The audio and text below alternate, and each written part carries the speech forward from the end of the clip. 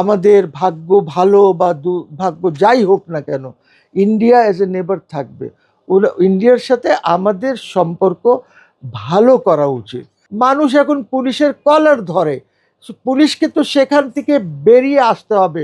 এখন গড়ে অ্যাটলিস্ট 10টা খুন রিপোর্টেড অ্যাটলিস্ট 10টা খুন প্রত্যেক দিন হচ্ছে। Law and order is so bad.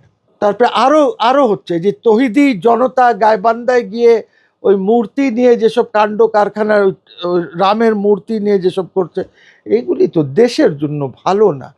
তার কারণ হচ্ছে যে আমাদের পাশের দেশে হলো প্রায় 115 মিলিয়ন কমপক্ষে হিন্দুস। আপনি আপনার নেবারকে তো আপনি সরাতে পারবেন না, ঠিক আছে? আমাদের ভাগ্য ভালো বা দুর্ভাগ্য যাই হোক না কেন, ইন্ডিয়া অ্যাজ এ নেবার থাকবে। Lily whip shea mystic glowing body wash, secret to ultimate glow.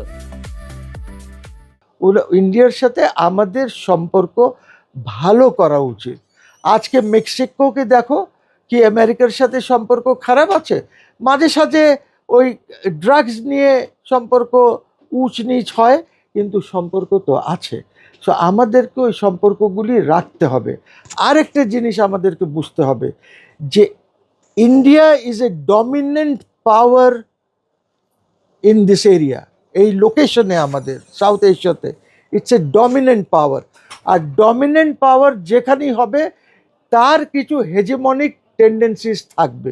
আমাদেরকে এইটা মাথায় রেখে আমাদেরকে এগোতে হবে। It is because of bad law and order.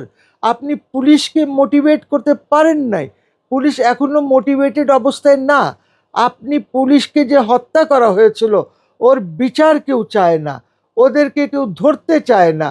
মানুষ এখন পুলিশের কলার ধরে, পুলিশকে তো সেখান থেকে বেরিয়ে আসতে হবে।